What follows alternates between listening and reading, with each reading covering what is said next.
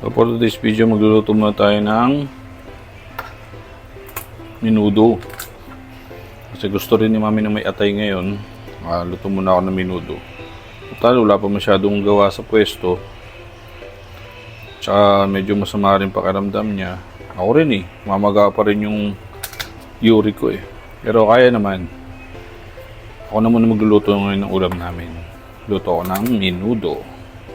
Konti lang naman to. Bumili lang ako ng kalahating kilong baboy. Lalagyan ko na lang ng hotdog. Tapos mga gulay.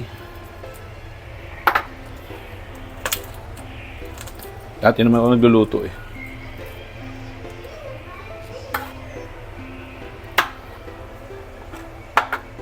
Hirap ng buhay ngayon, kailangan matipid tayo. Kaya tigi-isa lang gagamitin natin.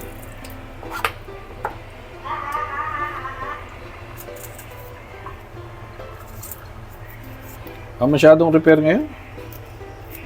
Matumal ang pwesto kahit dito sa bahay tsaka dito sa SM, matumal yung pwesto. Kaya habang nagluluto, nag-iisip tayo ng pwede nating pagkakitaan.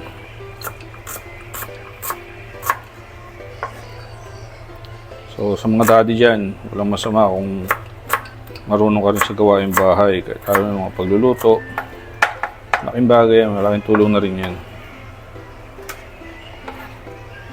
Bali nakagayat na pala ako kanina ng isa dadagdag kong sahog, yung hotdog, pamparami rin. Siyempre para kahit paano, marami-rami laman. Kasi kalahating kilo lang to ng baboy.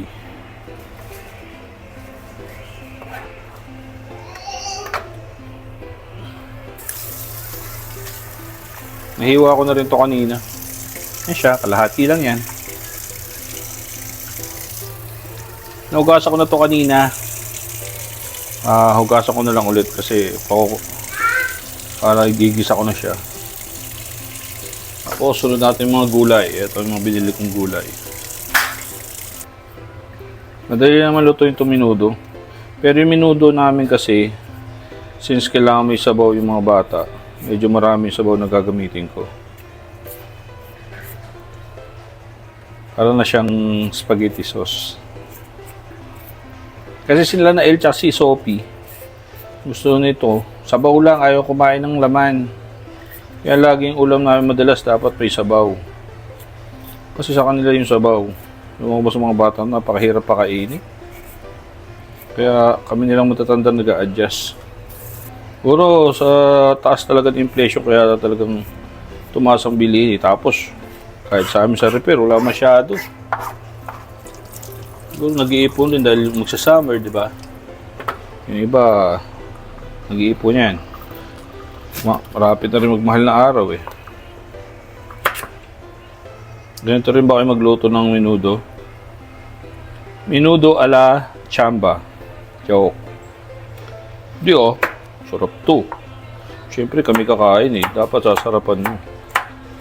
Lalo na pag pamilya mo yung kakain.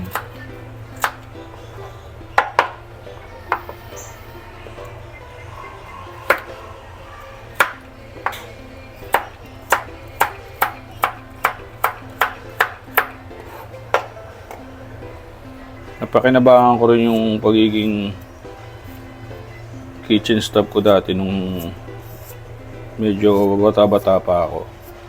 Kasi yung pagka-graduate ko na high school, kung ikwento ko sa inyo is nagtrabaho ko sa lugawan. Parang parang eatery. Pero may anong paninda talaga na is lugawan. Bali doon, syempre, pag kitchen helper ka, at gagawin mo. Kaya mga tagahiwa, tagahugas. Yun.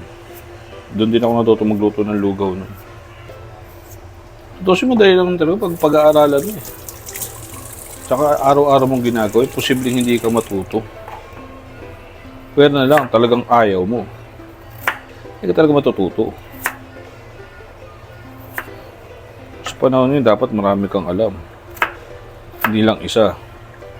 Kasi dapat kahit saan ka ilagay, pwede kang kumita.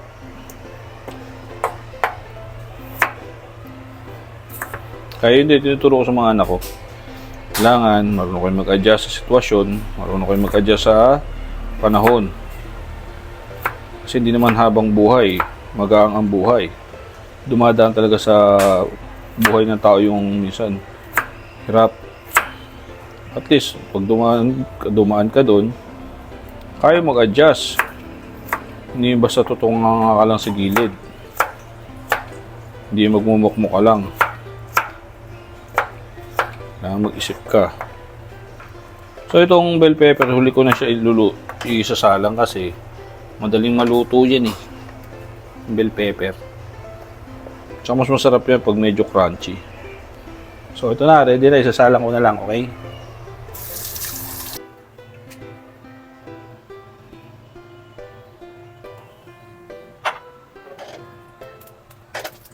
Siyempre, lagyan natin bawang sibuyas natin. Ngayon, pag medyo ano na, sunod na natin tong baboy na yan. Kalahating kilo lang yan. Kaya, konti lang. Asin. Tapos, paminta syempre. Okay, lagyan natin ng sabaw. So, habang kumukulo yan, lagyan na natin ng Del Monte's tomato sauce para kumapit na yun at saka lumasa na siya. Sakto na yan, lagyan na rin natin itong mga gulay na ginaya. So, pag malapit na maluto, sa kanila natin lagay itong hotdog. Ang parami rin ng laman yan. Tapos, syempre, yung huli, yung bell pepper para pampaganda ng kulay at saka pampalasa din. Noong New Year pa to, pero unti-unti lang namin nalagay. Inalagay ko lang to sa ulam namin pag gusto namin cheese. So, syempre yung cheese, panghuli natin yan.